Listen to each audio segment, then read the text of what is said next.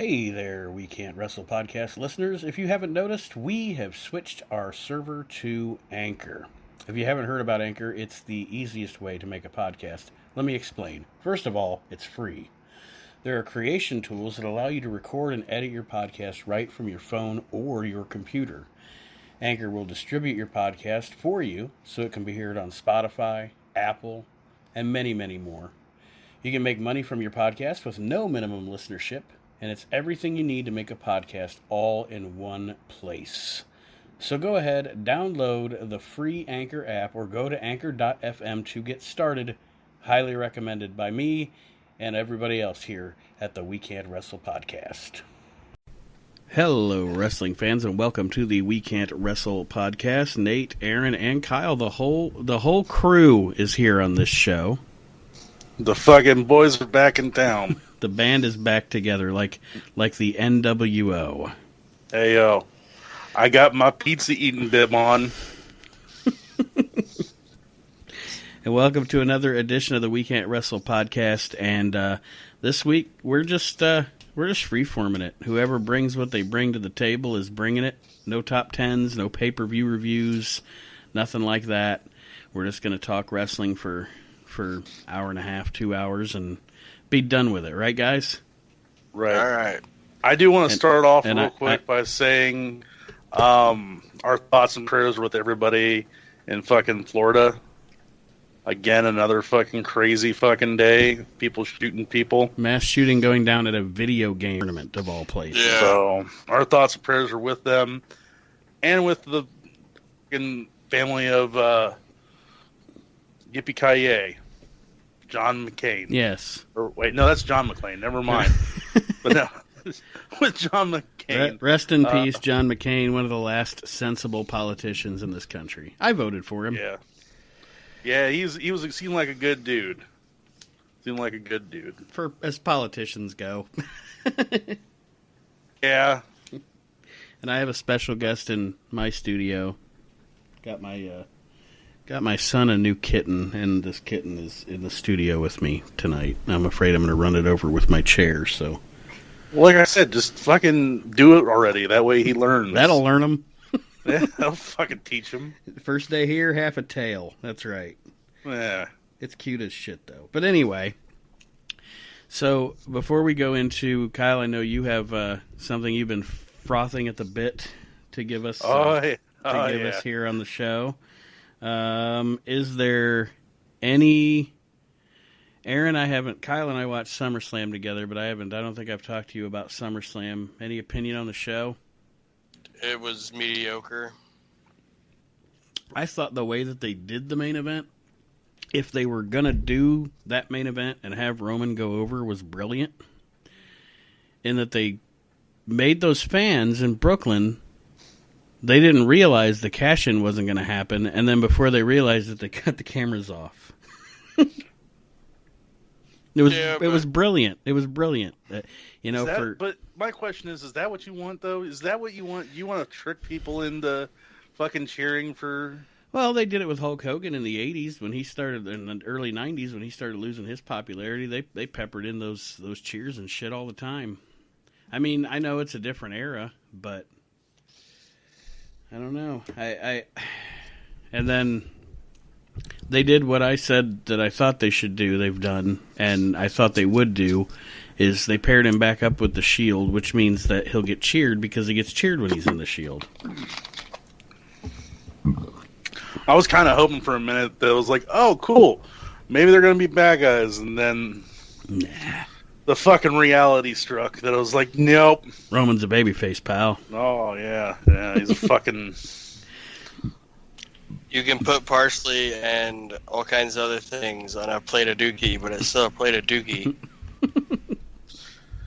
Yeah. You can dress it up, but it's still shit. You're Roman Reigns is. You're the turkey. It's not that guy's fault. Ramsey would be like, Raw! It's fucking Raw! Yeah, like I want to be like, fucking frozen. Just go into Vince McMahon's office and be like, shut it down. Shut it down. You fucking dill hole. Vince McMahon, you're the turkey. Okay. So Kyle has this first topic he wants to discuss. I don't know, but I was searching for stuff on Amazon about Jesse Ventura. Mm-hmm. So I was like, I don't have a Jesse Ventura action figure. And one of the first things, what was that? Anybody else hear that? Excuse me. One of the first things that popped up was Operational Mind Control. What? The cryptology plan for psycho-civilization. And it just got the Hale-Bop guy on the cover of this book. Oh. What? Must be recommended. If you like Jesse Ventura, you might like this. What the? Yeah. It's like, what? I'm not buying the book, I can tell you that. I was searching stuff on here the other day, and a buddy of mine's cat jumped up on me about made me accidentally order something. I was like, whoa, stupid ass cat. The cat's like, I want you to buy a Flowbee. You ever got drunk and then like a couple of days later something shows up on Amazon? Oh yeah. Like, what did I get? That's the greatest thing in the world. It's like it's like Christmas every day. Now I don't need the fucking Chef Ramsay's knife set. Why did I buy this? Now for the end of this show, I'll have to put in the song "eBay" by Weird Al Yankovic as the show goes off. Something fun we could do, like just give me a random professional wrestler. Well, let's tell you what the first thing that comes up on Amazon is. Let's do Kyle's thing first. All right, fans, it's time to break out your tinfoil hats and your fucking Dakota rings, because we're going to be talking about some pro wrestling conspiracy theories. Not talking about the fucking New World Order and the fucking alien agenda. We're talking about some pro wrestling conspiracy theories. So, first off, let's start off with the fucking one that everybody knows about. The Ultimate Warrior died and was replaced. Yes, and I remember for a while it was like the rumor was that he was replaced by Kerry Von Erich. Yep. Like that was like I remember in school all the kids talking about that. Like, that's not Ultimate Warrior. That's actually Texas Tornado dressed up like Ultimate Warrior. What was weird was it was like that was something that was before the internet or anything like that like this rumor fucking got around. Mm-hmm.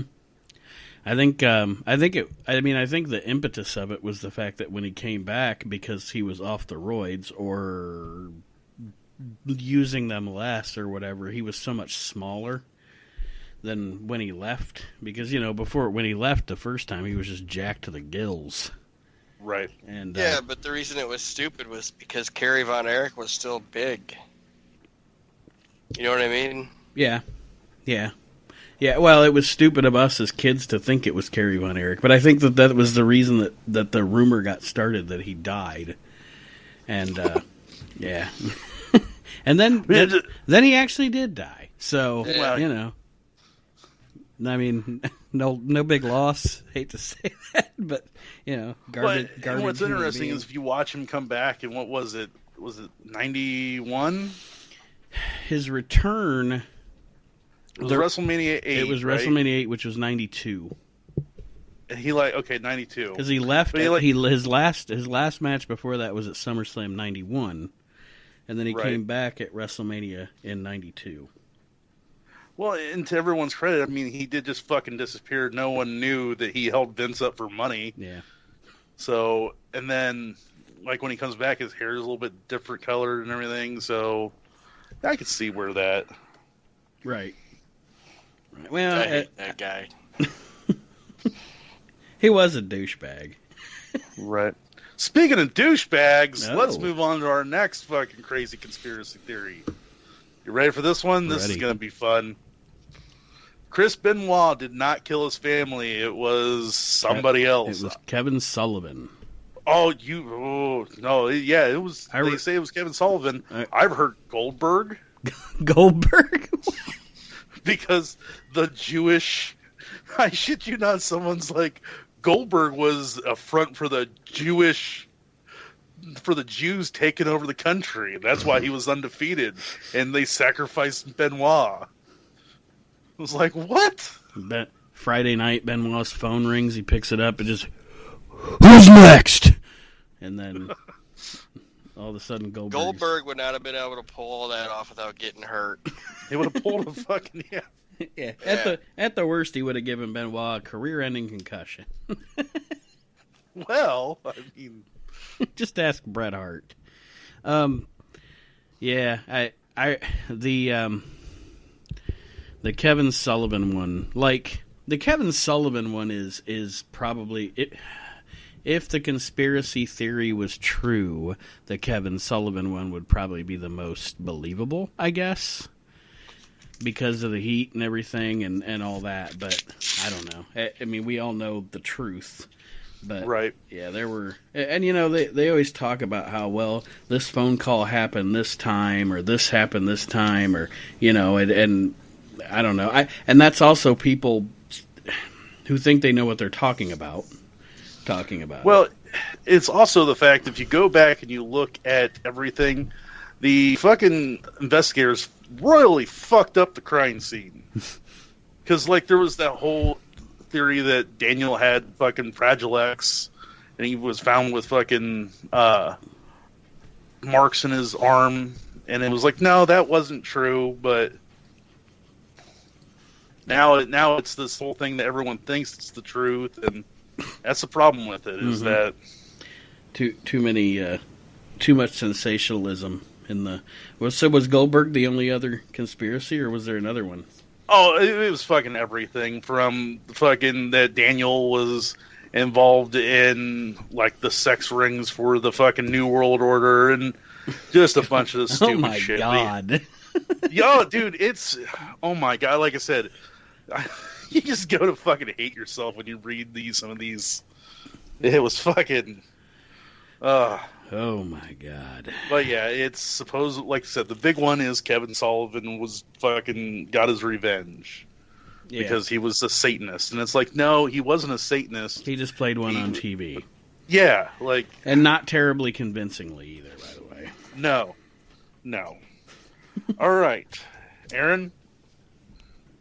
What? You got anything on that? I don't like talking about that stuff anymore. Right. Well, like I said, just bringing it up because of the conspiracy theories.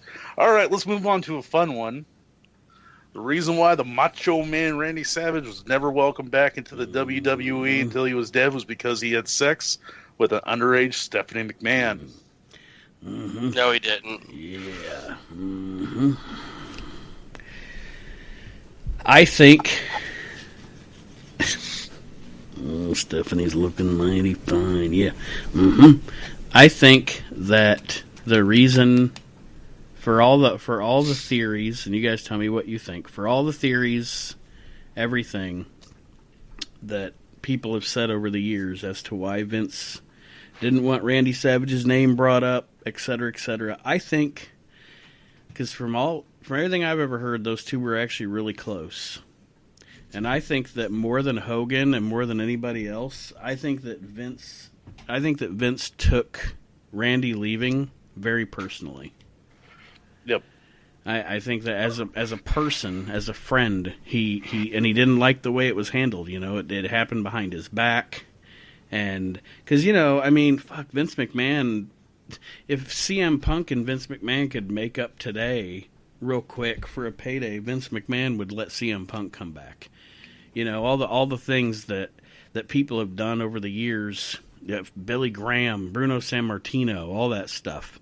And of all these people, Randy Savage is the one that seems to stick the most, and I really do. I think it was just because of their friendship. I think it was one of the few times that Vince he felt personal instead of business about a situation like that. Well, Macho was the first one that was still like on TV and went over to WCW. Like Hogan was gone. Yeah. Flair was mutual. Right. I think you're right. I think it's just that I think he thought Macho Man was going to be there forever, and like you said, friendship. Mm-hmm. And yeah, I don't think that if Macho Man had done that, I think you would have heard something about it more. Or for as shady as pro wrestlers can be, the one thing that people claim to say is that they did not take fucking pedophilia fucking very kindly. Right. I mean, fucking, what was it? Larry the Axe Henning fucking ripped a guy's teeth out because he was talking about it. Yeah, not to mention, I mean, you look at the women that Randy Savage was with over his time in his life. Yeah. Randy Savage didn't have a problem getting pussy. You know what I mean? No. Dig it. Nope. Mm-hmm. All right. Well, so since we're on the topic of of Randy Savage, I thought you were to say, since we're on the topic of pussy. Pussy. I want to talk about Brutus Beefcake. All right, so WrestleMania 9, Hulk Hogan has a black eye. It was supposedly because of a fucking, what was it that they claimed? Chesky. Yeah, but the fucking conspiracy is that Savage confronted Hogan over Miss Elizabeth and fucking hit him in the fucking eye. Hit him in the eye, yes. And I love that the WWF during WrestleMania made it sound like... I always thought it was funny that it was like Ted DiBiase and IRS have hired some thugs. Yep. And had him beat up Hulk. And Macho Ted says DiBiase says he's you like, sleep with the fishes. He's right at the booth like, Sure well, he even makes a comment. Macho makes a comment on commentary. I wonder who gave him that black eye. Mm-hmm. I think there's something more to that one. Don't think it was the jet ski accident? How in the fuck does a jet ski just hit you in the fucking eye? Hey, I know a guy that his brother got really fucked up by one. Yeah, like Hogan didn't seem really, Oh, Hogan looked fucked up. But he had a black eye. Like, he didn't look like his face got smashed in by a fucking... He looked like he got punched in the fucking face, is what he looked like. Or maybe he got punched in the face, but it wasn't Randy Savage. And that could have been too. All right. We got a couple more here to go through. This one's a fun one. Vince Russo was double agent. Oh, he went to WCW to fucking kill it. And if he did a fantastic job. Yes, he did. It's funny. The funniest thing about that one is that how bad do you have to be at your job where people believe that you were sent to sabotage the company you work for? Well, I mean, though, goddamn, you look at some of the things he did. It seemed like that he was there to fucking kill it. Yeah, and he wasn't. He was just a fucking idiot. I mean, a shit stain, as Jim Cornette would say. Just a shit stain.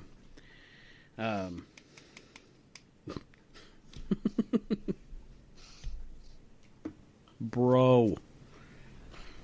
But if you think about it, he fucking destroyed that company to the point where fucking Vince bought it for, what was it that he bought it for? Dollar store prices. Like, Jesus. What did he get it for, like $2.5 million? Something, yeah, like that, where it's like, Jesus. And I mean, how much money has he made now off that video library?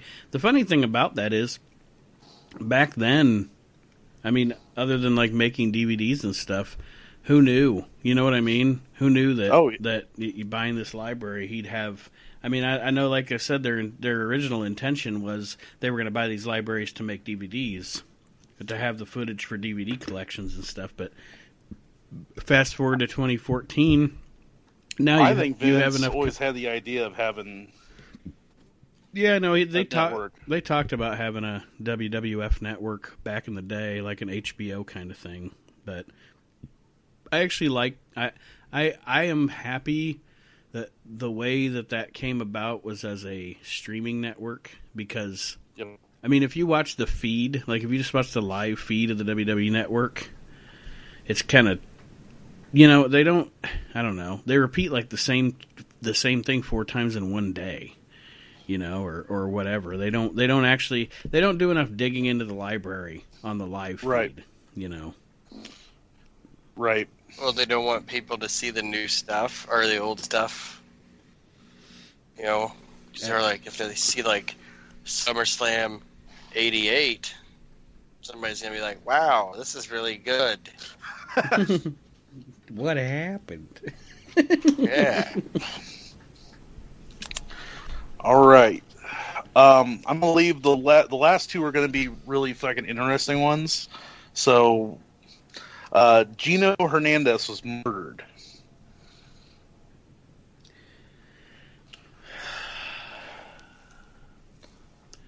That Aaron and I have talked about that one before. For real quick, for any of those fans who may not know who Gino Hernandez is, let's go ahead and shed some light on that for them. He was he was okay. he was a charismatic guy that worked in Texas in the 1980s. Houston. In Houston, yes. And he also worked in World Class for Fritz von Erich. And he was... There are also... Another conspiracy about him is that he was actually Paul Bosch's son. Yep. By an affair. But he was... I know there are a lot of people that are old school wrestling fans that watch Texas and stuff that have a fond affinity for him. I'm not going to say the guy was bad. I'm not the biggest fan. But essentially he had drug problems. He had lots and lots of demons. And and died at what was he, 24 or something? Yeah, something really well, but like I said, you hear like Michael Hayes talk about that he knew what his limit was, and he had more in his system than anybody could really take, 3 times the lethal dose. Mm-hmm. I've heard wrestlers say that it was in his stomach and stuff. And what say you, Aaron? Goldberg did it. Goldberg did it. If I don't take this guy out early in life, I'll never have my opportunity later. No. If I ever want to get into that wrestling business, I don't like very much. Yeah, I don't know. I don't know that I mean, drugs being in his stomach, if that's the case, is that rumor or is that official? Well, that's rumor. That is, hang on one second here. Because if it's real, then that is a little suspect because, no druggie worth his salt's going to take his drugs the wrong way. Right. Apparently, Michael Hayes in a 2016 interview, I have a real hard time believing Gino Hernandez OD'd. He was most definitely hanging with the wrong crowd and ran his mouth too much, or knew too much, or all the above. Jake Roberts claims that Gino was attached to some heavy people. Well, Jake's been attached to some heavy women before. So Kevin Von Erich's the one who stated that Hernandez had cocaine in his stomach. And I don't know. David Meeting says that the deadbolt on his door was not locked, which he was in a habit of doing all the time. Mm-hmm. But Bruce Beefcake says that no, he did. He committed. He OD'd. That's how the fuck does Brutus Beefcake know? You know what I mean? Who interviewed Brutus Beefcake about this? It wasn't really an interview. He just mentioned it on the subway. I mean, that was random. I was like, Brutus Beefcake. He was 28.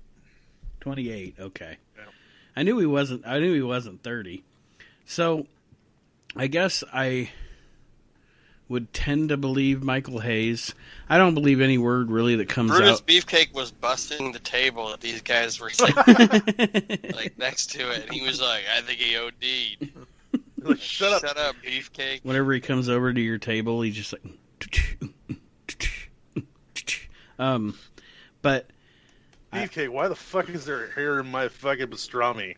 This is fucking ridiculous. I don't believe a word that comes out of Kevin Von Erich's mouth because I mean it's Kevin Von Erich. Well, no, and as far as telling stories, his family's pretty dirty, Yeah. I mean, they're from that Hulk Hogan and Pat Tanaka storytelling ilk, and yeah, I don't believe anything that comes out of his mouth. Dang gosh. But, yeah. So, I don't know about that one. I mean, like I said, if they truly straight up found drugs in his stomach, then maybe not even necessarily that someone killed him, but I could see... I mean, birds of a feather flock together, right?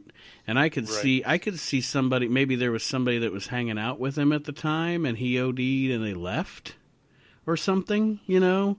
I mean, I could see something like that going down. But that's how Beefcake knows. Beefcake's the one that... And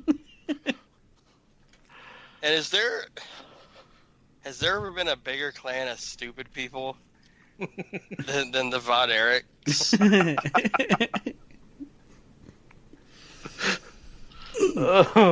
Dang! Like the Hearts, they're crazy, you know. Yeah, the Hearts were like white trash. But they weren't like just stupid. No, they're not stupid. They're trashy.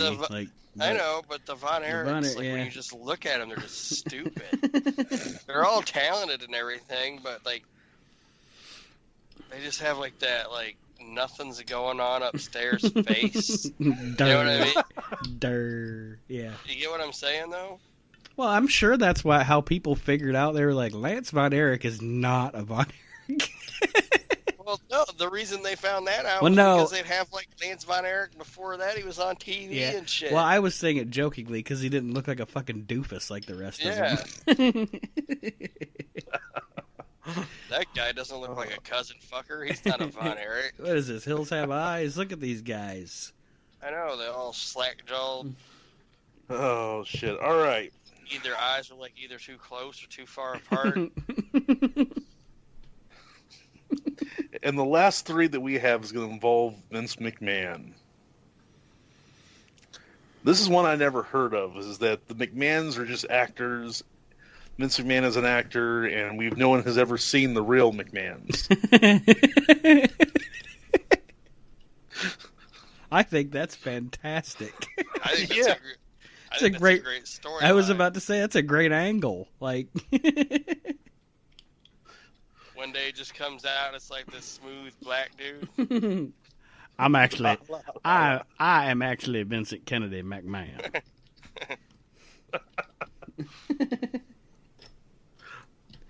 I don't think that's something that people really conspire about. Somebody just was funny and wrote that. But yeah, I put that in there because I thought that was fucking hilarious. No one has ever seen the real. No Vince one's McMahon. ever seen the real Vince McMahon. Turns out he's Filipino. Who knew? All right, so let's go to two that are fucking possibly real. And out of any conspiracy theories, these are the two that I think have some fucking weight behind them. That Shawn Michaels and Vince McMahon were lovers. I think that one, to be honest with you, I think that one is, okay, half truth. It's half truth, okay, or possibly half truth. I think that Vince McMahon and Shawn Michaels is something that I've only ever heard come out of the mouth of bitter ex-employees. Right. Who didn't get a push and didn't like the way shit went down. But what I will say, I don't think Vince McMahon and Shawn Michaels were ever gay together. But what I will say is that Shawn Michaels got to get away with pretty much more than anybody ever has when he was a shithead. Yeah, that's the thing about it. And at the time, Mr. Pat Patterson was very powerful in that company. And very influential to Vince McMahon. And am I going to say that anything happened? No, but am I going to say that there is a possibility that Shawn Michaels may or may not have sucked the dick of Pat Patterson? Or whatever Pat wanted, really. I don't know. I mean, I don't know. You can look at it from two ways. You can look at it as there was something going on, and that's why Shawn got away with more than anybody ever. Or did they just never really want to let him go because he really was the best in the business, you know? Because that happens in territories, too. the person, a person that's your best guy gets away with all kinds of shit.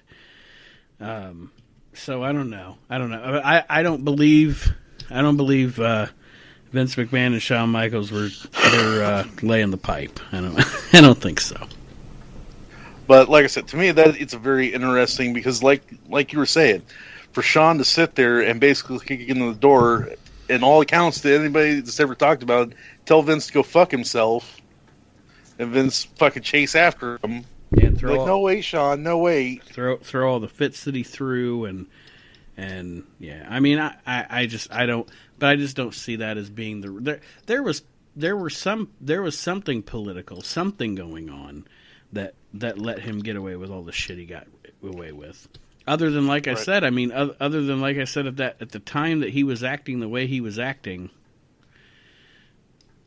Vince was up against it. And that's funny. Damn it. Oh, shit. And didn't want to lose him. He was up against it and didn't want to lose him. I just can't quit you. Speaking of stand back. Have you seen the fucking Ultimate Warrior? Have you seen the Ultimate Warrior? Somebody took his fucking shoot video and pasted it together to make it sound like Vince fucked him with Hulk Hogan. Yes. Oh my god, it's fucking hilarious. I have seen that. Yes. All right, so let's end with one that I think it's going to bring a lot of debate. The Montreal Screwjob was a work. Kevin Nash says yes. The more you look at it, you can't think that Brett was that dumb.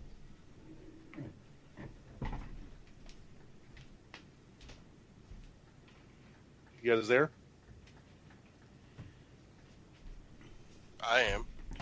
I think. Oh, okay. I think there is. I don't think so. But I do say, to me, there is credence to that one, or the screw job was a work. There's a lot of things that you can say point to it, like, oh, it just so happens that this documentary is getting filmed at this time. Right. Yeah, it just so happens that that the last chance to dance for Brett is going to be in Canada. There's lots of just so happens, and sometimes coincidences do happen and things fall into place and all that. But I think that I almost believe that in the beginning they were working together and it went bad somehow, if that makes sense. Like I think it was a work that got worked into a shoot, and there was animosity. I mean, to be honest, you'll never know, because it's like Nash says: if you're looking at a professional wrestler, they're working you. You know? Exactly. That's the biggest. Even in a shoot, they're not shooting. I mean, if they got a personal grudge to get off their chest or something, or they really don't like somebody, they're probably going to shit on them. But I don't know. I don't think it was a work, the whole thing. I know that. I mean, part of it was a work anyway, because essentially Vince was telling Brett, "Let's work you into a bigger contract with WCW." Right. So technically, yes, they were working the WCW side, but I don't think that it went down the way they planned. Well, the thing that got me about it was the fact it's like, okay, you think it's like, Brett, here's what we're gonna do. We're gonna screw you in Montreal. You're gonna be the biggest fucking thing that is ever came out of wrestling because you're gonna have this to fucking live on. Shit talk me all you want. I don't care. Right. As long as it fucking, makes you more money. And it was mutually beneficial because Vince could parlay it into being a heel on his own television. Right. And if Brett was really worried, because you hear the stories that you hear, it's changed over the years. And, Brett says, "Oh well, I never trusted Sean. I had that feeling something was going to happen." Then why'd you let him put you in the fucking sharpshooter? Right. If you fucking truly thought that somebody, that they were going to screw you, why would you not? Because the referee's Earl. I'm not going to trust Earl. Well, still, I mean, at that point, it's like, what's Earl fucking Hefner going to do? Because if the boss tells you, hey, you're going to fucking screw this guy, guess what? Brett ain't going to pay your fucking bills. This is true. So you know what I mean? Vince says you're going to screw this guy, you're going to screw this guy. Just ask Shawn Michaels. No. And he was like, you're going to screw Pat Patterson, Pally. It's just like any place else. If you were somebody, if you're HR and they say, hey, fire this guy, are you going to sit there and be like, no, I'm not going to fire him? No, you're going to fucking do it because it's what you were told to do. And whether it's right or wrong, that person ain't going to fucking pay your bills. Right. So I don't know. My verdict is that it was originally a work that got worked into a shoot, and there were hurt feelings, and that's what I think. Because I think the relationship really was sour. I don't doubt any of that. Because Vince fucked him, and it is what it was, and Brett deserved it. The reason that I know that it was that in the end there were really the hard feelings that they were is that in 2001 when Vince McMahon bought WCW, if those hard feelings would have been worked, Bret Hart would have been right back in the WWF in 2001. I mean, I know he wasn't well, but he would have been with the company. Right. Period. I mean, if you don't have personal animosity, who's going to pass up at least getting that paycheck, so you can keep your wonderful lifestyle. Speaking of shoot interviews, just real quick before we take a break, I already told Aaron this, but Kyle, I got to tell you this. I was watching a shoot interview with, of all people, Hornswoggle. Oh, really? And here you're gonna love this, and we'll go to our break for this. But I want to hear your reaction to this because I laughed for a long time. Did you know that when Hornswoggle first met The Rock, The Rock thought Hornswoggle was a Make-A-Wish kid?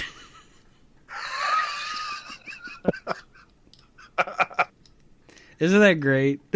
Oh, that's fucking funny. Hornswoggle was like, yeah, he tried to play it off later like he was joking, but he wasn't joking.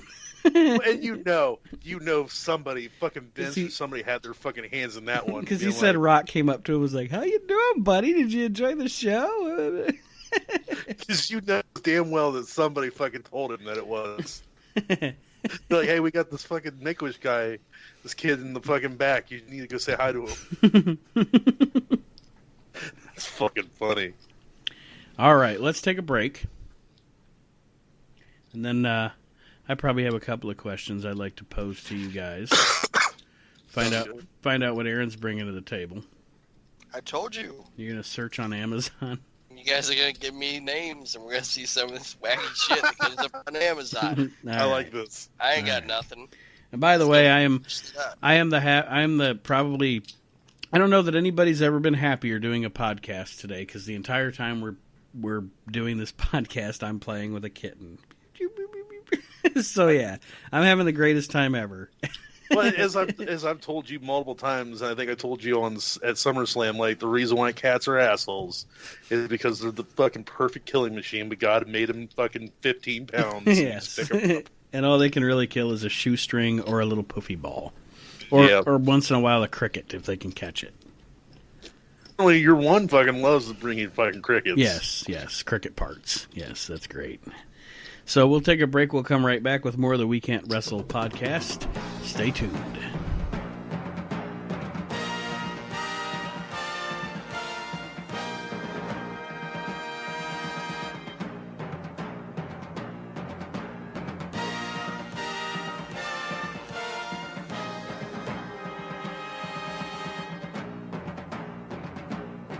All right, welcome back to the We Can't Wrestle podcast. And like I said before, we're just free-forming it on this week's show. So anything that's coming up, Aaron's apparently going to get on Amazon. Search around. Aaron, are you there? Can you hear me now? Yes, we can hear you. All right. He's not here. Talking about other things, but did you listen to the rest of whatever I told you to listen to? Not yet. Oh my gosh.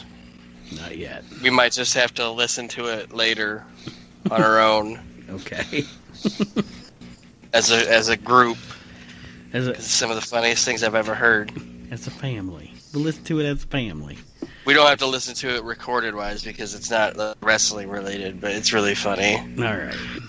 We're gonna gather around the table. Yes, and break bread and listen as a family. So I have a question that I want to pose to you guys, since we're just free-forming it today. Something that I'm interested in hearing your thoughts on. 2018, as we're recording, it's August 27th, 2018. So we're talking August 27th, 2022. Where do you see the business in 4 years? Because I have my theory, just the way things are right now. Where do you see the business in 4 years? What's going on? Is it status quo? What's going on? Is it worse? Is it better? It's worse. I think it's gonna be the same thing as we're having right now. I think it's gonna be the same. Now, Aaron, why do you say it's worse? Because it ain't getting any better. Something drastic's gonna have to happen. Kyle, you say status quo. They're not gonna lose all their networks and everything in 2 years. So, Kyle, you said status quo, right? Yep. It's the status quo since 2011. Since 2004 is status quo. I mean, each year we keep hoping that, maybe this will be the year that fucking things will... Unless Vince McMahon dies in the next 4 years, it's just going to be the same thing it is now because the company's making money. I don't see it the same way, and here's why. Yes, on a much larger scale. Yes, the company's making a lot more money, but I almost see 2018 as comparable to 1996. And here's why I say that. Hear me out. All right? Okay, first of all, and I'll get through all this crap and then we can discuss it, but first of all, I don't think in 2022 the McMahons own WWE anymore. I think that everything they're doing right now is positioning Vince to sell that company to Disney or Fox or somebody. They're going to sell the company. I'm not saying that the McMahon family won't still be in charge of running day-to-day operations, but I see within the next 2 to 4 years WWE is part of a conglomerate. Okay. And secondly, All In Chicago sold out. Ring of Honor and New Japan have sold out Madison, or they're going to go to Madison Square Garden. I don't know if it's sold out or not yet. I don't even know if tickets have gone on sale yet. But Ring of Honor and New Japan are going to do a show together in Madison Square Garden. Another company, 2 companies going into Madison Square Garden. I think, personally, based on everything I'm seeing and everything I've observed, I think that by the time 2022 comes around, I think Ring of Honor and New Japan are going to be one company. I think they're going to merge, and I think they're going to take on WWE in the United States. And based on the fact that independent wrestling is now selling out at the Allstate Arena, based on the fact that New Japan and Ring of Honor are going to be able to promote a successful show in Madison Square Garden, I think that for the first time since WCW closed down, WWE is really about to have some real competition on their heels. And so I see another wrestling war coming. Nope. It's what's needed. That's what I see. I don't know if you guys don't see what I see or if you think I'm totally off base. Or I don't think you're off base at all. I'm hoping that's the case. I'm hoping that I'm optimistic, but I don't know. We'll see. Wrestling fans want change, and there hasn't been a time since WCW went out of business where that was more evident than this year. They want change, and they either want change in a company that's going to come up and compete with WWE, or they at least want someone to give WWE some competition to get WWE back in the competing mode, because that's when they're at their best. That's when Vince is at his best, when his back's up against the wall. Yeah. And just as Shawn Michaels.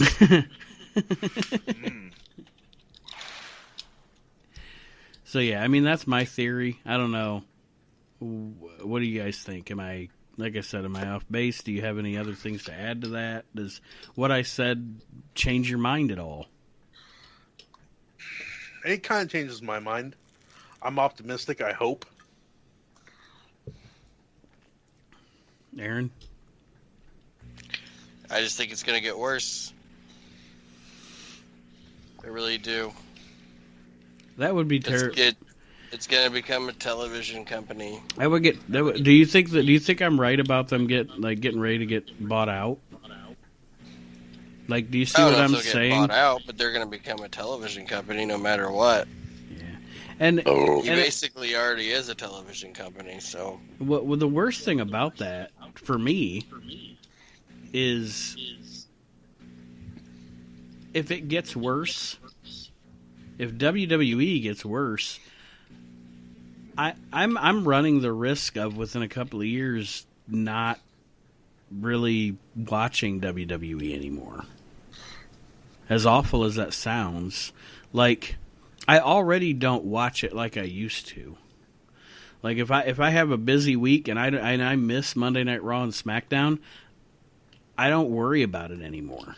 Like it used to be appointment viewing for me, and now there might be weeks where I can wait till fucking Thursday, Friday, Saturday to sit down and watch the shows back to back, and then I fast forward through half of it. Yeah, and because the show sucks.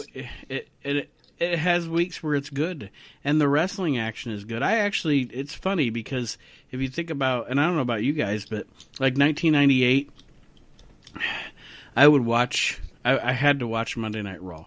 Or even before that, I mean, just from fucking when I started watching wrestling until probably about 2012, I had to watch the weekly wrestling show.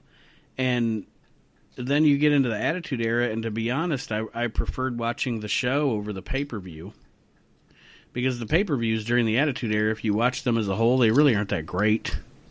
You have your main event matches, and the rest of it's just these short-ass matches that's clusterfuck. Now, the funny thing is, I'd rather watch a recap of the weekly shows than watch the pay-per-view, because the pay-per-views are really good wrestling shows. Like, every single month, I go into pay-per-views thinking, oh, this is going to be ass, because I'm not engaged in this at all. And then I watch the show, and I'm like, well, that was a really good wrestling show. When they're allowed to have the longer matches, and it's a pay-per-view, and you've got a Seth Rollins or Drew McIntyre or even Roman Reigns. I mean, people hate on Roman Reigns because they don't like the way shit's booked. But if you isolate a Roman Reigns match, he has good matches. He has better matches than what fucking Goldberg or Steve Austin had. As far as a wrestling match goes, yes. Now that's not really Austin's fault because of a fucking broken neck, but because of WCW, who's a great wrestler, but. And Roman Reigns, if cast properly, could be everything Vince wanted him to be, because he's got charisma. Mm-hmm. I mean, he's got great heel charisma. He comes off as a douchebag, I mean, to me, every time I watch him, I'm like, I don't know why this guy isn't a heel. He's a douchebag. He's just a natural douchebag. But yeah, I don't know. I think, I guess it's being optimistic, hoping that I do. I think that WWE in 4 years is going to be owned by a conglomerate, and I think that Ring of Honor and New Japan are going to be one company. I mean, granted, you'll have New Japan in Japan and Ring of Honor in the U.S., but I think that it's going to be an official... I think there's going to be a merger of some kind between those two companies. And, like I said, I mean, All In, you talk about All In, that's proof that people want something different. Those guys, 3 guys that that don't have WWE exposure... And granted, I mean, a lot of what they've been able to accomplish is because we live in the age of the internet. But you take everything into account, you know, Vince McMahon expanded because of cable.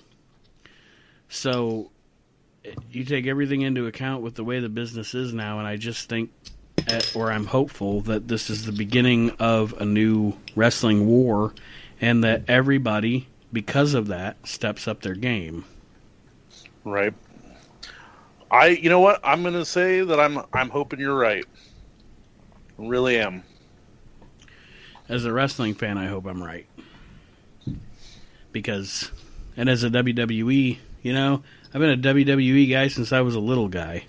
And like I said, I'm at the risk of starting to call myself a fucking Ring of Honor guy. You know, I watch Ring of Honor's show, and I find I watch the whole thing. And I have the Honor Club, and they have... I don't watch... Because they broadcast their weekend house shows every weekend on their Honor Club. And I can't say that I watch every single show from beginning to end. But what I can say is I watch more of those shows in their completion than I watch Monday Night Raw. Yeah. Well, here's a question for you. If Monday Night Raw was the hour program that fucking Ring of Honor and stuff is, would you watch it more? Is it the fact that the shows are better, or is it the fact that it doesn't have anything to do with the time for me, because I watch Raw on Hulu, so I only have a 90-minute Raw anyway. Right. So I'm not having to watch a 3-hour Raw. I can't even imagine what that's like for people. I can't even imagine it. Having to watch it for 3 hours with commercials and everything, I can't imagine it. Cause at that point, it's just background noise to whatever you're doing. The way the show is now, that seems to me like it would be mind-numbing. Right. I like to watch Monday Night Raw, and I like when Roman Reigns comes out because it gives me something to fuck my wife to. It gets me in rhythm. The thing is, they say that the crowd's tired by the time they're at the end of this show. Okay, for one, if that's the case, why are you allowing them to get tired? And two, that saying that when Raw was 2 hours, like at like 98, right? Yeah. Yeah, the fans in that building were still watching 3 hours of wrestling. Yeah, because they were taping Heat. They taped Jacked and Metal and Heat, and they had dark matches. Well, or the and granted they did. So it's just that what's going on in the ring doesn't fucking matter, right? And think about this: people were willing from 1987 until probably 1996 before they started putting every match being a superstar versus a superstar match. People were willing to sit through 4 and 5 hours of jobber matches. Yeah. You know, and still, granted, they did soup up the crowds a little bit during some stuff, but in reality, when you got to the main event match, 5 hours into the taping, the people were still hot because they were happy with the product. And yeah, so that excuse doesn't work for me either. Like when they try, and everybody can say what they want to say about Vince Russo, but at least when Vince Russo was doing it, everybody out there was out there for a reason. They all had something going on. No matter how garbage it was, that's true. And there was still something for somebody to be like, somebody in that audience could be like, this is the guy I like because I like that. And Kyle, you know what I mean? Kyle, I think on last week's show when we discussed Vince Russo, I said the same thing. You know, like whenever Apollo Creed comes out, why should I care? Yeah, just because he's really good in the ring. He's got nothing. So's everybody else. Yeah, well, and that comes back to a couple of things. That comes back to, first of all, you've got television writers writing wrestling, which is... That's what I told you. It's already a fucking television company. But another thing about that is, the other reason that happens is they they have this, not just entertainment, but they have this weird thing now where they want to treat. It's so funny because in kayfabe, when you were kayfabe, it was like, oh, we don't want people to know wrestling's fake. We want them to think it's legit. But they didn't care about the outlandish and shit. They were just like, fuck it, you know. But now it's almost like WWE so badly wants to be accepted by the mainstream that they go too far into treating it like a real sport, if that makes sense. Like too much of a clean, crisp sports presentation. And it's monotonous. It's monotonous. But see, the problem with that is, and I get where you're coming from with that, but to me the problem with that is, it's like if you're going to treat it like it's a sport, then treat it like a sport. You know, sit there and say, you know, this match is sanctioned by the Boxing Wrestling Commission. It's, you know, whatever the case might be. That way it looks like it's a fucking real contest. I mean, it's almost like they're trying to have their cake and eat it too. Like they got my hopes up. What was it, was it when they first did the latest brand split, like 2016, where they said they were going to have a top 10 on SmackDown? And that turned out to be some garbage thing where they said the wrestlers got to vote or whatever. And it wasn't even, like, they got my hopes up with that one because, you know, I mean, it was cool back in the day when, like, WCW would have a top 10 every week. It showed you that guys were competing for something. Or when they talk about in the WWF about, you know, because of all the victories that, I don't know, Skinner's been getting, they're considering giving Skinner some shots at the Intercontinental title. They don't even do that anymore. You know, it's I don't know. I just want it to get better, and I'm hoping that I'm right. You're not. Then if you watch Raw, whoever the general manager is at the time, like Kurt Angle, I know he's gone away for a little bit or whatever. If wrestling was really like Kurt Angle, like why was he wasn't any good at his job? like what? he never put a show together until he got to the building, and then he was just like, oh, okay, this guy can fight this guy. All right, we're gonna do that. And the other thing that doesn't help anybody that's an authority figure on Raw is everybody's got the new role on Raw is everyone has to bow down and kiss Stephanie McMahon's ass. And she's the fucking reason for the she gets to talk to women's revolution. Yeah. Oh yeah, I forgot. I mean, I try to wake up every day and pray to my effigy of Stephanie McMahon because she's just bringing the business to. Oh! Speaking of that, something from Raw this week. That's another thing they do in WWE now that totally hurts their product. They have Triple H come out and cut this promo about this and it's cool that he's going to have a match with The Undertaker in Australia. That's cool. Have an attraction. You know what I mean? That'll make people want to watch the show, and that's great. And there's nothing wrong with nostalgia acts. And there's nothing wrong with saying, yeah, we're going to have a big fight between The Undertaker and Triple H in Australia. Or we're going to rekindle the rivalry between John Cena and Kevin Owens in Australia. The problem is, you come out, it's the context of the promo. Triple H comes out and cuts this promo about how him and Undertaker are going to have this match, and it's going to be great because it's from that last era that was so great. Yep. That last era was so great, and we're going to let you relive the last era that was so great when we were wrestlers, not these Ponzi's that we've got in the ring now that could never live up to anything we've ever done. Do you see what I'm saying? Like you have him come out. You have him come out. You have this guy come out who's semi-retired for all intents and purposes. And what he's doing is he's putting over the fact that you're going to get to see this, and we know you've been wanting to see this because what we're giving you is garbage anyway.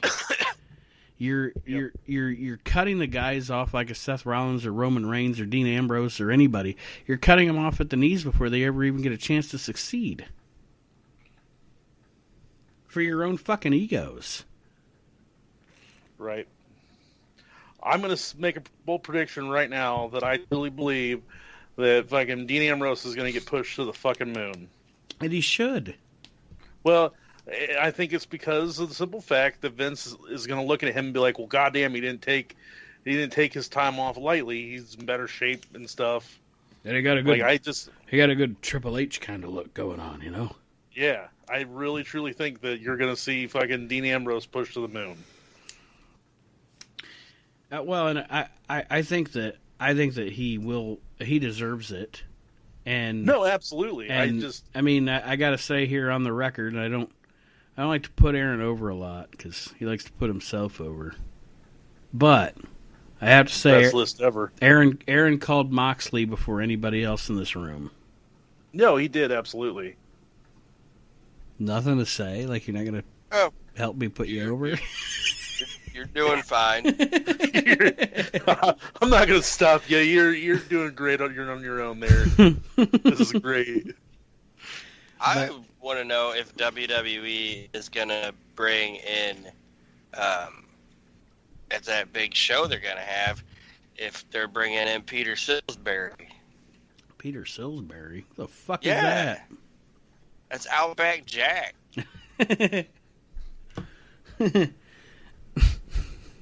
Greatest Australian wrestler of all time.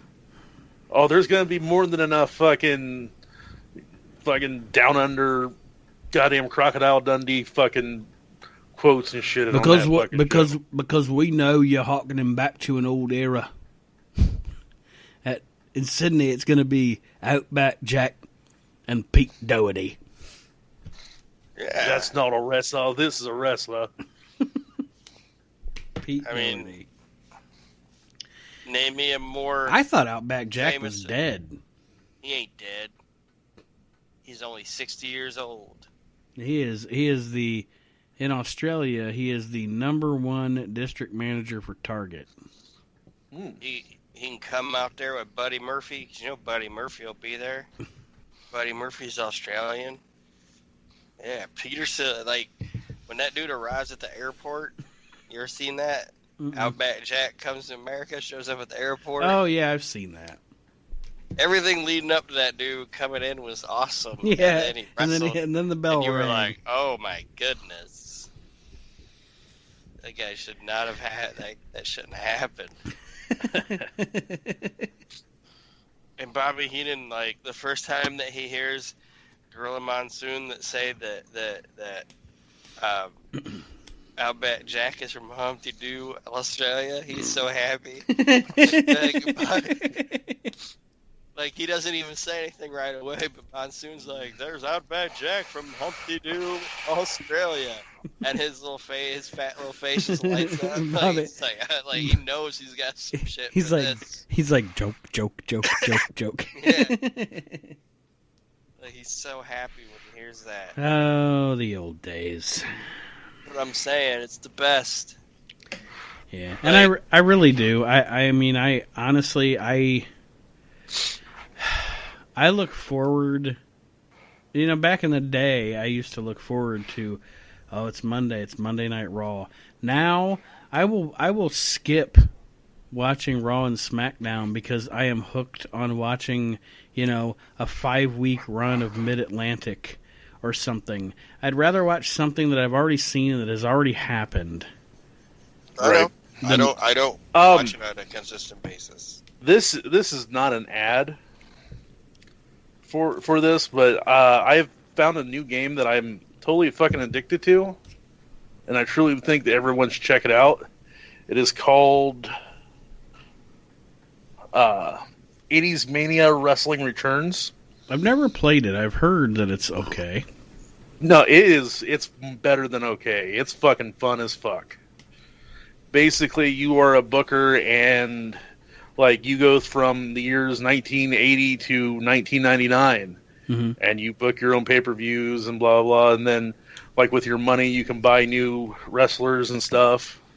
And it's fucking hilarious because, like, all the wrestlers are fucking, they're based off of wrestlers and off of, like, movies and stuff. Mm-hmm. Like one of the guys in there is, you remember from Ghostbusters 2, Vigo or whatever, the big guy or whatever? Yeah. He's in there. They have Ghostbusters in there. They've got fucking anything and everything. Well, my favorite one is Booking Revolution. That's a fun game. That one's a like that. And the greatest thing is, unlike Booking Revolution, it doesn't take forever to fucking get through the thing. Well, Booking Revolution, you're never supposed to get through it. Like, I just hated how long it took to fucking get through the match. Like, I don't want to fucking play it. You don't have to play the match. You can skip it. But it takes forever. No, it doesn't. It takes 20 seconds. And what's cool about this is as you go, you get fucking different arenas. You get, like, the Silver Dome, or you can fucking book in a goddamn banquet hall. It's fun. Okay, well, I'm not saying your game isn't fun. I'm just telling you, give it a try. You'll get fucking hooked to it. It's fun. When you sent I got a guy right now that's like Darth Vader. When you sent me a message the other night about it, I downloaded it. I just haven't got a chance to get into it yet. Yeah, and it's funny because you can pick like 3 different bookers and shit. Like you can pick like Vince McMahon or fucking. Dude, it's funny as fuck. It's a good time. Like now, what I will say is, if you just set it to where you don't have to play the matches on Booking Revolution, okay? And you simulate results, and you let that game, and you play it for, I don't know, play it for a few days, play through a promotion. It can be the most, and I know what you're saying about 80s Mania. It sounds like it's pretty cool. But Booking Revolution can be the most. I'm not a. It sounds funny because I worked for GameStop for years, but I've never been a really hardcore gamer. Right. Like I find games here and there, like a Fallout or Skyrim or right now I'm messing with those Telltale Batman games. You know, they're fucking great, aren't they? Yes, they are. The fucking story on those. Yeah, it's awesome. But I mean, I'm that guy that finds something once in a while and I play it for a while and then I'm done. Okay, that's just the kind of gamer I am. That Booking Revolution game, I have had that on my phone for almost 2 years now, and I still play it every single day. Like. My wife has even told me, I've never seen you're addicted to that game. I've never seen you play a game like that. Like, it's just, and you can pick it up and your progression of your promotion, you can pick it up, play it for a couple of shows or pay through a pay-per-view or whatever, and then you're done with it for the day or whatever. But if you let it play out and you let, wrestlers change their gimmicks and you get to change, you switch promotions or whatever, it really can be like as a wrestling fan, one of the most addicting things you ever pick up. And you get mad at like things that aren't like you play it long enough and like you get somebody like super popular and then they quit and you're like legitimately mad at this little because graphic. Now they you're like, you little motherfucker, I made you what you are. you fucked my promotion, Iron Sheik. Yeah.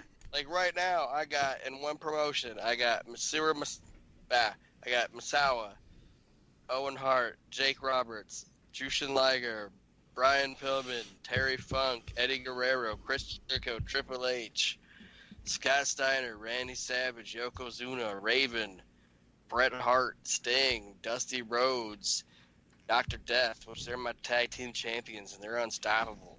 Chris Benoit, Iron Sheik with an afro. Scott Norton, Sabu, Bubba Dudley, Big Boss Man, Colt Cabana, Curtis Axel, Brutus Beefcake, Headbanger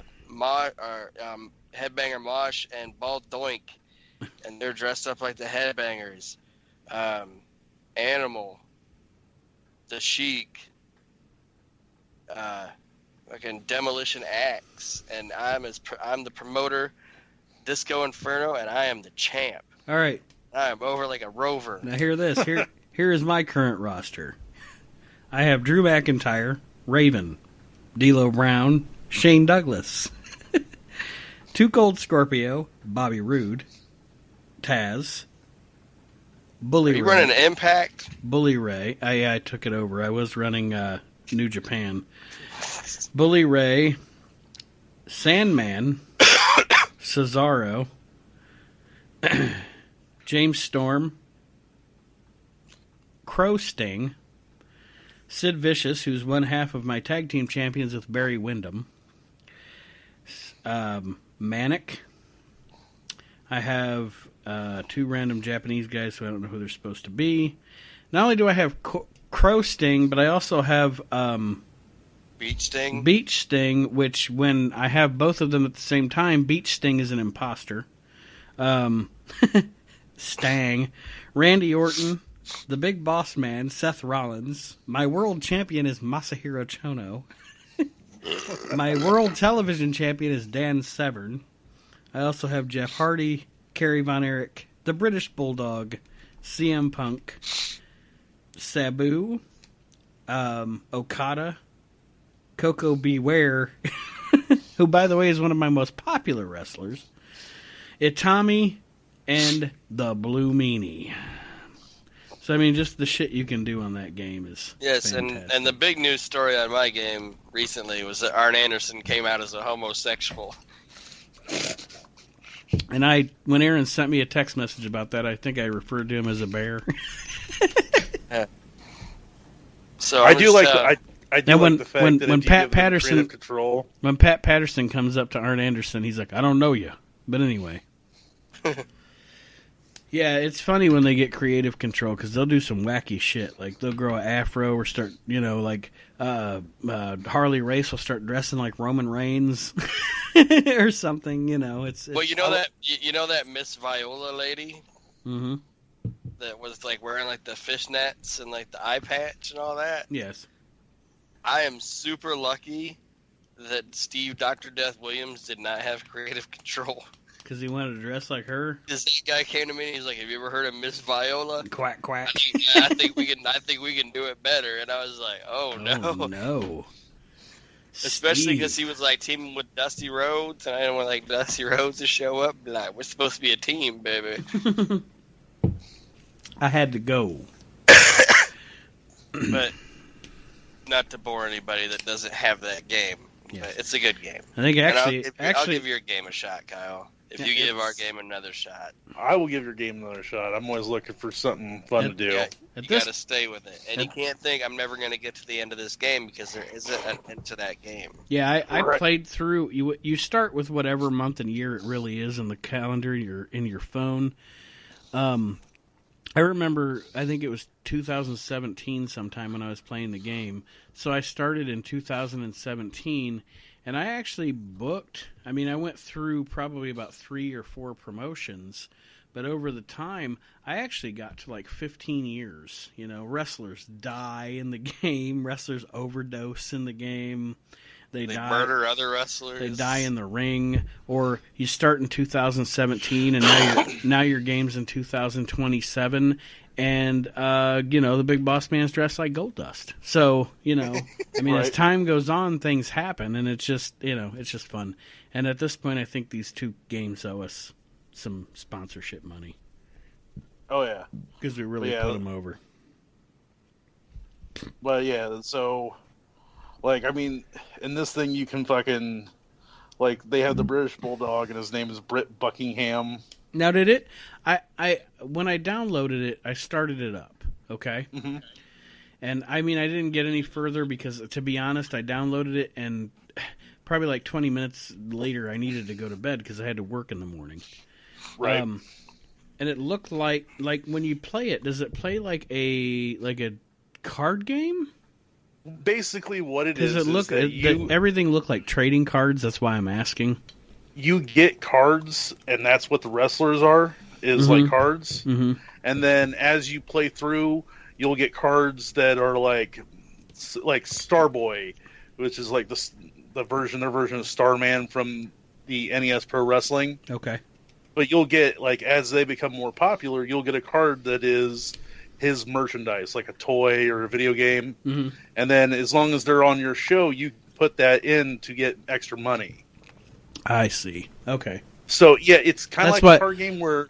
Like, I don't... And that's why I asked, because I wouldn't... If it was like a, like, quote-unquote, like a card game, I probably wouldn't be able to get into it, because I don't dig on card games like that. Like, what am I trying to think of? Like some of those D&D games are like card games. It sounds like that old game that you used to get in the back of like PWI. Basically, you know what I'm talking about, Nate? Yeah. Long story short, like the cards, like every 12 hours, new cards show up, and you can buy that wrestler, and then you book. It's basically a booking simulator. You book them in matches, and the cards, like, you can have a card that is a false count anywhere, or you can. And then you get cards that are for like sponsorships. And yeah, it sounds like an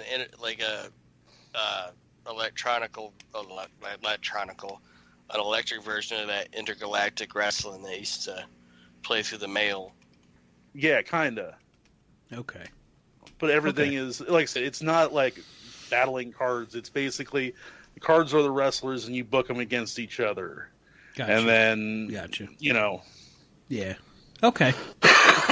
All right. And then, like, each show, it tells you what title match you'll have on that show, and your job is to, like, book the best show that you can and get better ratings than the other, because there's 2 other promotions. And one of them is the AWA. Yeah. Oof. So one of them is, well, but what's interesting is, like, the AWA is more like the WWF version. Mm-hmm. And then you have the WOW, which is kind of like the WCW, and then you have some other one that's like the ECW. Okay. And you can pick any of the 3, and then, like I said, your job is to, as you play the game, you unlock, like, you start off with Fairgrounds and the UAW Hall, and then you can get, like, the Silver Dome and stuff. And depending on, like, how well you're they have... Like, you'll have opener guys. Like, there's a team called the Chet Sky and something else, and they're like Shawn Michaels and Marty Jannetty. And the more you book them in better matches, the better they do, and the more the crowds like them. The higher they go up on the card. Exactly, yeah. Okay. So, yeah, like I said, it gets kind of fun, man, because it's not something that really needs a lot of attention to. I haven't had to spend any money, and... I was able to get Bret Hart. I haven't had to spend any money. That's always a good... I'm sold. I'm sold. I figured out what we're going to do with this wrestler thing. I was thinking about Amazon. My thing is, I hate those fucking games. It's like, oh, you want to play it? Cool. You wanna, now you're going to have to spend money. Right, you're gonna have to spend money to get the good shit. Yeah. Yeah, so I was able to get Bret Hart, which is like fucking a legendary guy, and just by playing the game, so... Okay, we're not going to go with what the first thing that Amazon says. If you guys, like, mention a random wrestler, we're going to go with the first thing that's not a wrestling item. Oh, God. Okay. Because I just typed in Dick the Bruiser. Oh, my. And scroll. So how long was like, that dildo? I said how... In a second. But I'm going to keep talking, guys. We're going to take a break, actually. Yep. And when we return... I got a great one. What? Oh, good. When we return, we're just going to fuck around with that for 20 minutes or so, I guess. Yep. Well, just to stretch. These freeform shows are going to be fun. I know, but this is just a preview. Typed in Dick the Bruiser, and then you got down to number 16. It was AWA number 161, Nick Bockwinkel, a magazine about Nick Bockwinkel. There's only one left. And then right below Nick Bockwinkel is a strapless vibrator 9-speed dildo. And it's purple. Oofa. All right, let's take a break. We'll be right back. I think at this point I need to go have a cigarette. Somebody tell me a wrestler, and and I'll fight it before when you get back. Billy Jack Haynes. Oh. Oh my God. Stone Cold Steve Austin. All right. Oh, bitch. Stone Cold piece of shit. Stone Cold piece of shit. You like to be women, why don't you come be me? Sounds like an engine. Where? What direction? I'm wearing a woman's wig. I can't make it out. It seems like it's all around us. Can't you hear it? We'll be right back with more of the We Can't Wrestle podcast right after this.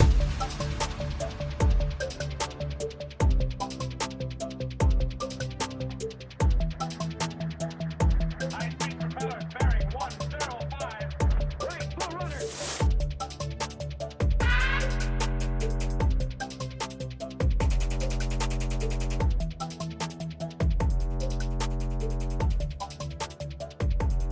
Receiving, Larry. No, sir, I'm sure he can put the bow toward the sound.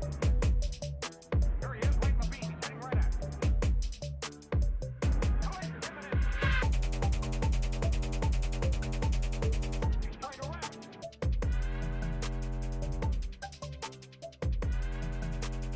All back, boom.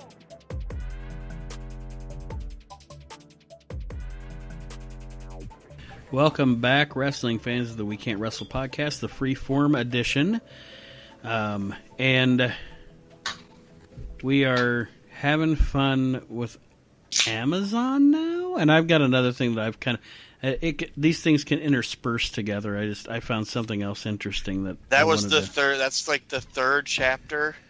What you just said, I believe, is going to be the third chapter of Triple H's autobiography. What's that? Having fun with Amazon. And it's all about his relationship with China. Bauga. She can pick me up and slam me, you guys.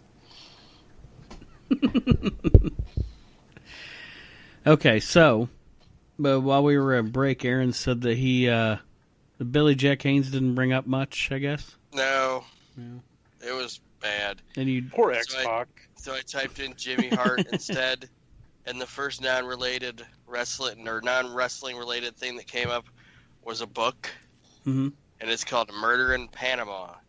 Oh, baby. The Jimmy Hart series, book number 1. Okay? I pictured Jimmy Hart as like a Columbo type detective. Just listen. And this is the description. I'm going to read it as it is.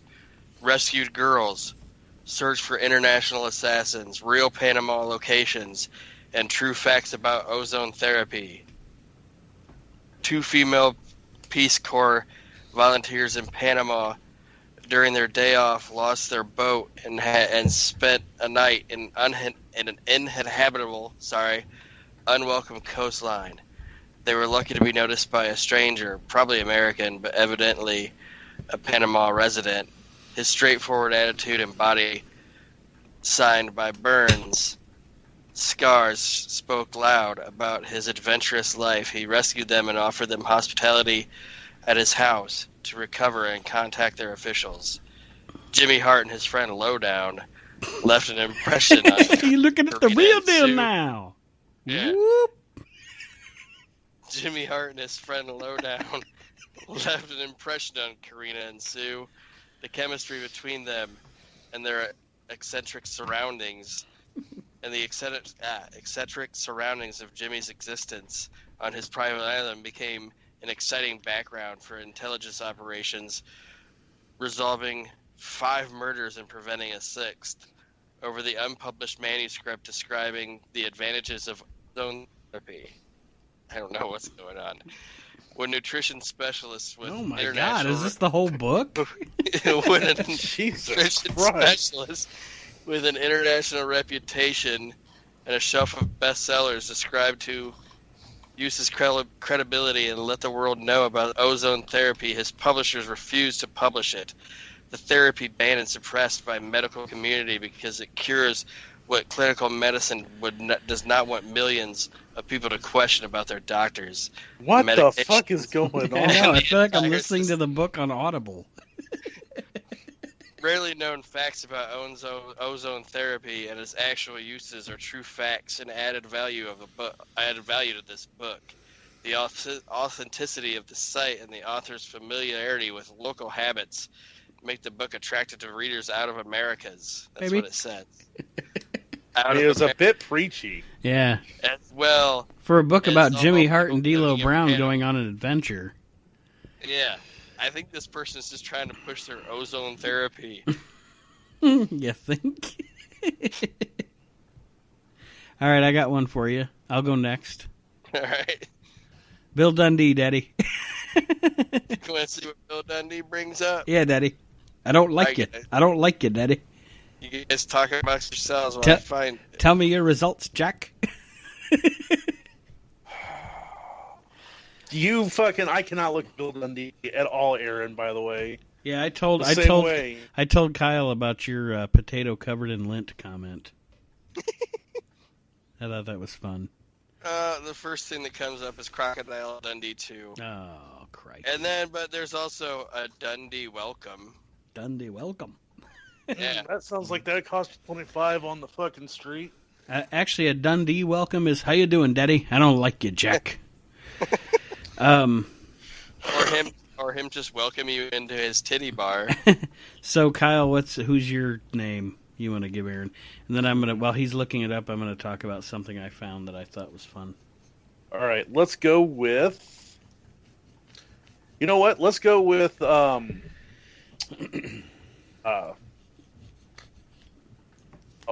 Taskmaster, Kevin Sullivan. No. It's going to be about Benoit's murder. The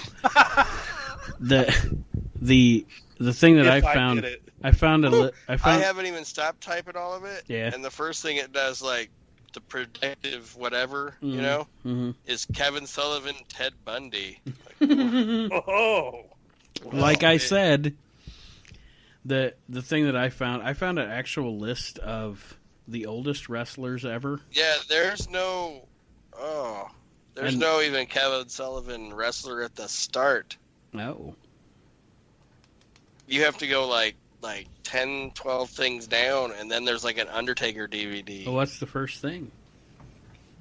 The Bundy Murders: A Comprehensive History by Kevin M. Sullivan. What did you find, Nate? Oh, I found this list of the oldest like the longest living wrestlers ever, and then there's a list of the oldest that are alive. Real quick, the top 5 oldest wrestlers ever. The oldest died in 2007, and his name was Abe Coleman. He's the oldest wrestler ever verified, and he lived to be 101 years old. Jesus. Number 2 is Angelo Savoldi, who I've heard of but never seen. He lived to be 99 years old. The last surviving wrestling era, or veteran of the Pioneer era. The oldest, the third oldest was Betty Wagner, who was the first wife and valet of Gorgeous George. She lived to be 98 years old. Was she the one that was at the Hall of Fame? Probably. I think so, yeah. She was actually pretty funny. Dan McLeod lived to be 98. McLeod lived to be 98 years old. He was the last surviving American heavyweight champion and veteran of the Farmer Burns Frank Gotch era. He died in He lived to be 98. He died in 1958. So he was born in like 1860. And then the one that I thought was the most interesting, number 5, the 5th oldest wrestler ever, was 96 years old, died in 2011, and it was actually Jack LaLanne. I didn't know Jack LaLanne was a wrestler, but he had a brief wrestling career apparently in 1938. Really? Yeah. The current oldest wrestler living is Joe DeZorio, who was the oldest he's the oldest British wrestler and referee still living. He's 96 years old. Bill Mercer is still alive at number 2. Wow. 92 years old. The voice of world-class championship wrestling. Carlos Roca, who was a Portuguese wrestler in the WWF, is 91. I'm trying to find somebody we'd all... You know Pampero Firpo is still alive? Yeah, and He's did you know 88 years old. Did you know that my boss? I went to work one day, Mm-hmm. and I wasn't even scheduled. Like I was just going in there to do something, like because you got to do that sometimes. Mm-hmm. And I had my Harley Race shirt on, and he was holding the NWA Championship, and he was like, "I know that's a wrestler, but who is it?" I'm like, "It's Harley Race." He goes, "I never heard of him." I was like, "Really?" And he was like, "Yeah." He's like, "I remember guys," and then he said Pamperno Furno or whatever. Pampero Furpo. Yeah, I'm like, you remember Pampero Furpo, But you don't know who Harley Race is? Now I'm just looking at the list of the ones that are still alive, at the ones that we would know, and some of them I'm like, I can't. Like I didn't know Furpo was still alive. Jacques Rougeau Sr. is still alive at 88 years old. Good for him. Dick Beyer, the Destroyer, is still alive at 88 years old. No shit. Mm-hmm. Don Leo Jonathan. Fuck, you hear that name and you're like, well, that guy's got to be dead. you know? No, he was just interviewed on. Yeah, he was on. 605. Yeah, I remember that now. Dominic DeNucci's still alive. He's 86. Danny Hodge, I knew he was still alive. Rene Goulet is still alive at 86. Gene LaBelle is still alive, the old Los Angeles promoter. You're shitting me. He's 85. Les Thornton, Mr. Wrestling 2, is 83. Jose Lothario still kicking at 83. Jake Roberts. Blackjack Lanza's 82. He's the opposite. I didn't know he was that old.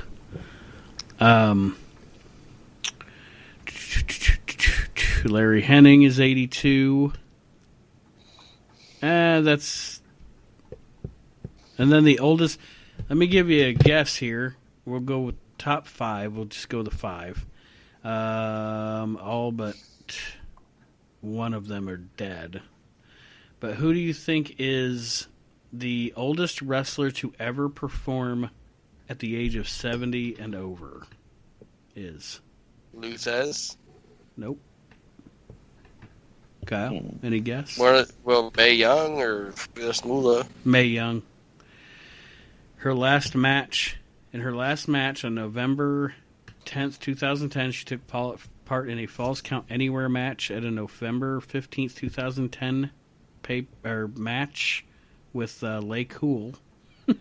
She was 80. That's what she called them bitches. She was 80. Remember that? She was 87 years old when she did that. She was like, "I'm gonna take on you bitches." Number 2, the oldest wrestler to perform a match was Killer Kowalski at 81. That was in 2008. Was when he fought Bruno Sammartino at the Madison Square Garden, wasn't it? No. He actually, let me see, he wrestled his last match as he defeated Gino Giovanni with a claw hold at Top Rope Promotions in Fall River, Massachusetts. He died a few months later. In front of 15 people. You know, Gino Giovanni used that as part of his gimmick, like Killer Kowalski wrestled me and then he died. Fabulous Moolah's number 3. Wrestled her last match in 2004 at 81 years old. You ever seen the video? Sorry, you ever seen the video on YouTube that somebody goes, Triple H dedicates his match to Chris Benoit, and it's really Triple H dedicating his match to Killer Kowalski, and after the match, he's like, "That one's for the killer." Yes. DeNucci, who's still alive, wrestled his last match in 2012 at 80.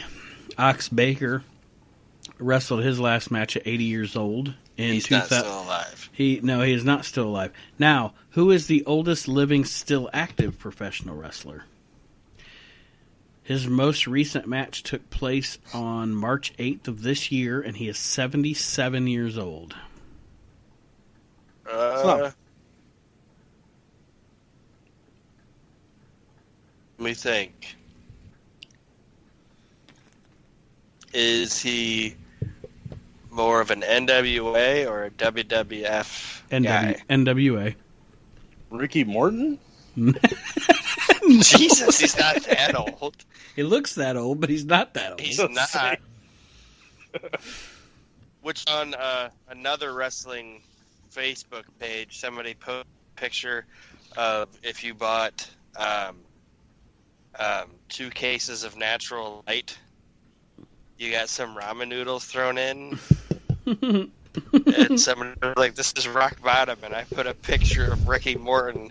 It was like, "Damn, that a good deal."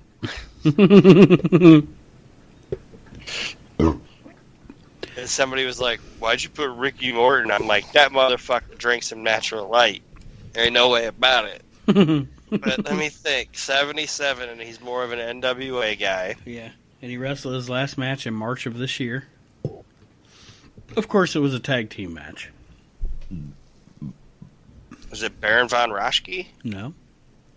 And I don't know. Dory Funk Jr. Really? Yep. Old resting bitch face himself. And then the other 4 wrestlers that are still active, that are the oldest. The first one wrestled his last match in May of this year. Excuse me. At 76 years old. Old No Yob himself, Mil Mascaris.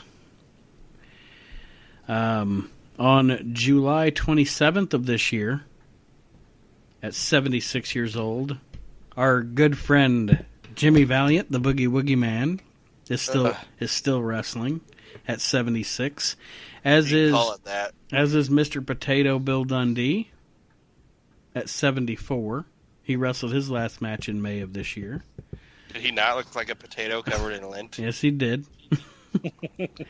And then also still active, wrestling his most recent match on July 15th of this year, so not too long ago, at 71 years old. Whoa! It's Bushwhacker Luke. Ow. So, yeah. Those guys are so funny, the Bushwhackers. Yeah, they're even funny promo-wise when they're the sheep herders. Like, yeah, they're really funny. All right, so anyway, who are we searching next on the Amazon? You guys gotta tell me. We'll do like one more of them. Because this wasn't as fun as I thought it'd be. I'm trying to think of one that might come up with some fun results. Papa Shango. Papa Shango. I think it'll be fun. I hope it is.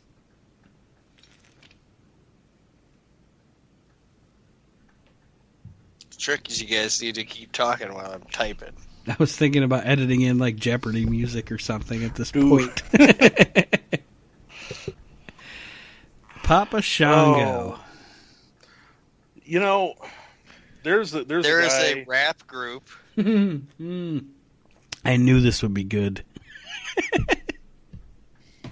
And their rap name is Papa Shango, but they're a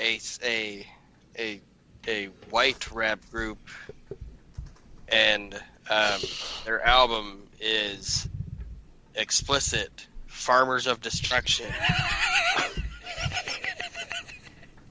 So I'm going to search for their song. I was about to do the same. I am so glad I brought up Papa Shango on this. That's fun. It's a gold mine. What was that album name again? Farmers of Destruction? Farmers of Destruction. I love it. Oh, shit. It's fun. I love it. Papa Shango rappers. Let's see. I'm assuming they're rappers because it said it was explicit. Let's see what we get here. Oh, no, that's just Papa Shango. I put Papa Shango rappers into YouTube, but all I'm getting... I wonder how many times somebody said that. Be like, is he really mad? Or what's going on there? Be like, oh, that's just Papa Shango.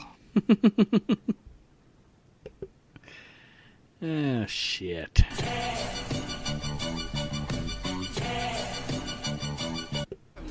Yo, pay attention, because I promise you... Oh, my God.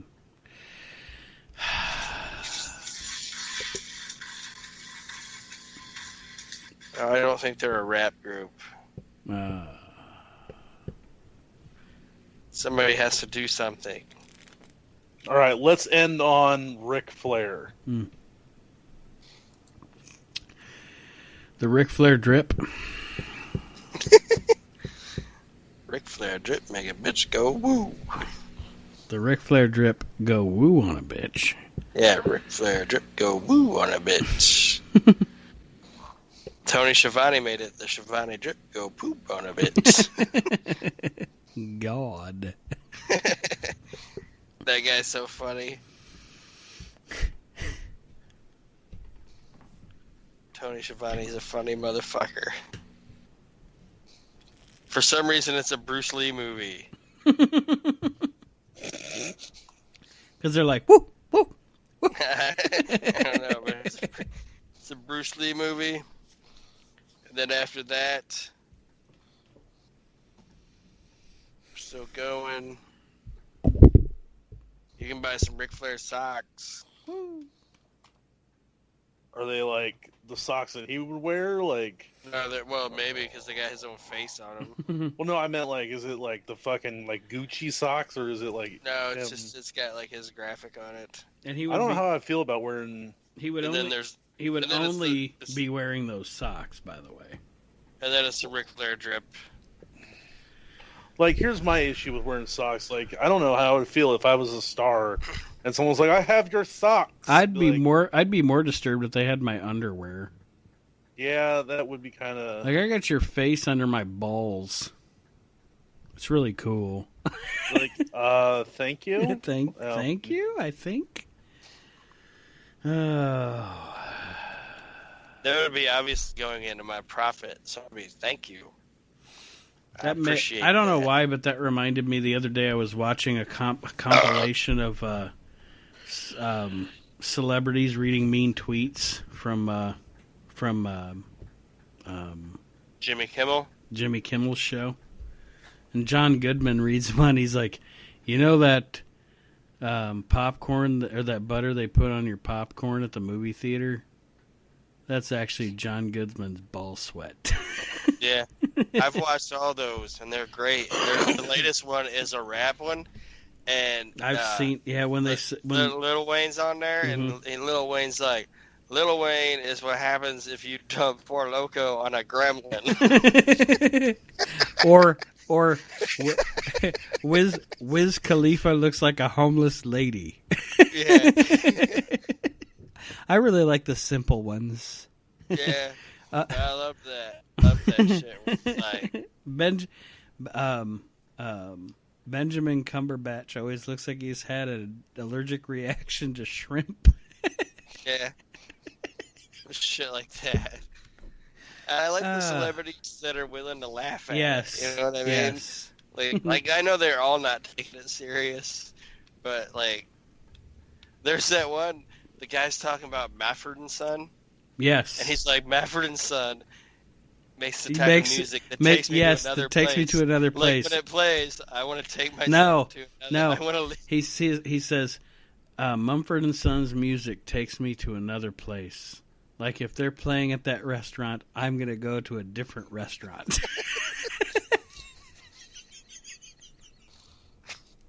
And then he says that one lady from Little Big Town or whatever looks like Zoolander or whatever. Yes. That shit's just funny. Or Sean Penn has number 1, a penis nose. Number 2, an anus mouth. Number 3, a ballsack chin. Number 4 is a butthole. Oh, God. I love them. Maybe I've already talked about this before, but one of my favorite things to watch is fucking Mike Tyson interviews. Especially when he gets pissed at the interviewer for something. I'll make you my bitch. Well, yeah, because it's funny, because they'll be like, "Oh, Tyson, like, you bit Evander's ear that really wasn't that, sportsmanlike. I'm like, man, you piece of shit. They're like, you know what, Mike, you're right. I'm sorry about that. The worst one, or the best one. Let me read it. Let me fix my life. I'm sorry, man. The worst one / the best one is when he tells that guy, I'll fuck you till you love me. It's like, oh my God. That's never worked for you. That's what I would have told him. Just ask Robin Gibbons. Yep. Or Robin Leach. This podcast has gone off the rails, which is great. Mm-hmm. Gotta love it. Oh, Papa Shango. I'm still looking at Papa Shango on my browser here, Like, Papa Shango. Ultimate Warrior vomits after Papa Shango puts a curse on him. Legendary. If he was Everyone else vomits when Ultimate Warrior gets in the ring. And Warrior was like, if I just wait 10 years, he won't put a curse on me. He'll offer me some hoes. Yeah.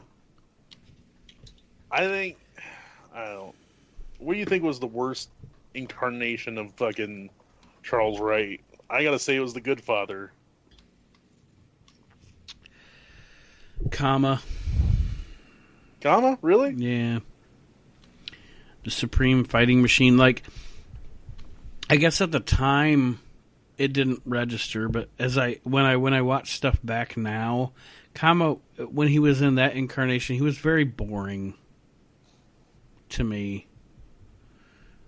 I don't know, just very, very boring. He wasn't. Him and Undertaker kind of had shitty matches, and it didn't make sense that he was with Ted DiBiase, and it was boring.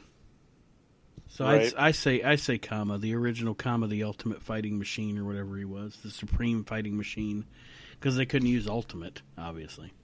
When they fucking melted down the urn, it made it into a fucking chain. Yeah, it was butt. Because, Vince McMahon is not racist. Like, I don't know, when you fucking take Tony Atlas and make him Sabo Simba, that wasn't fucking racist at all. It's over, pal. Jesus. And Tony Atlas is like, I'll do whatever you want, Mr. McMahon. Yeah, he's like, as long as the paychecks keep coming. You get some bitches to walk on me, we good. All right, guys, is there anything else, or can we wrap this show up? Put a bow on it.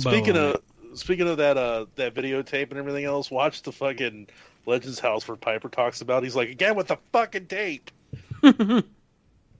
He's like, he brings it everywhere he goes. Legends House. I wish they'd bring it back. Oh yeah. What was funny was when Piper was talking about that, because he's like, the guys. Well, we all know reality TV is a sham, but yes, he's like, yeah, the guys kept fucking with Tony Atlas and Jim Duggan, like trying to get them to go at each other. Fucking Piper's like, what are you gonna do if they actually fucking go at it? I'm not getting in the middle of them. I'm not getting in the middle of that. Fuck that. I think my favorite moments from the original, from that, like that first season of Legends House. I like the Mean Gene stuff. Yeah. I like it when Mean Gene can be crass. All right. So, that being said, I guess we'll wrap up this edition of the We Can't Wrestle podcast. The next edition will be a top 10 edition of the show. Nice. And I have not yet decided what top 10 I want to do. Do you guys have any ideas? Top 10 wrestling merchandise. Do you have any ideas, Aaron? No. That was helpful. Just trying anything I can do, buddy. Well, I have a couple of ideas. I'll shoot it to the co-hosts, and then we'll let you folks know through the Facebook page. Also, right now there is a contest going on the Facebook page for a wrestling collectible. If you follow and share the podcast, I'm going to do a drawing on August 30th, so in just a few days, for a winner for someone to win a wrestling collectible item. And other than that, I don't have anything else. Just like, share the Facebook page for the We Can't Wrestle podcast, and we thank you for joining us. Have you mentioned what it was? It is a Young Bucks autograph photo. That's pretty nice stuff. It's good stuff, man.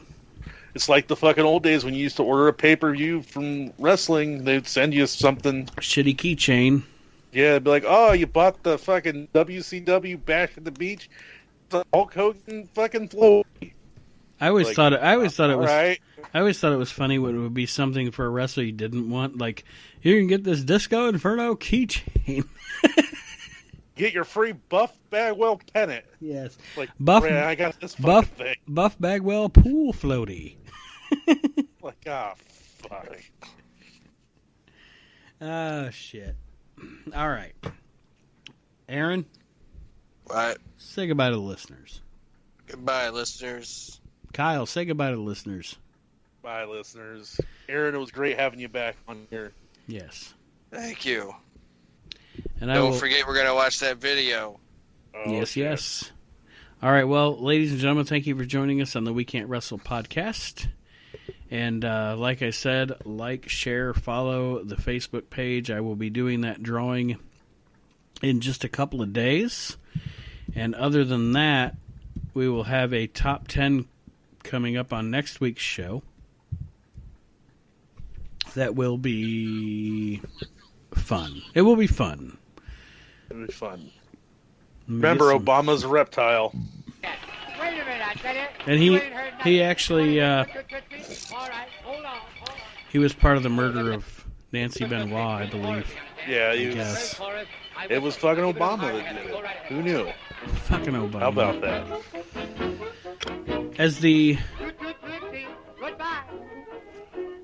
As Al Jolson, ouch, sings Tootsie.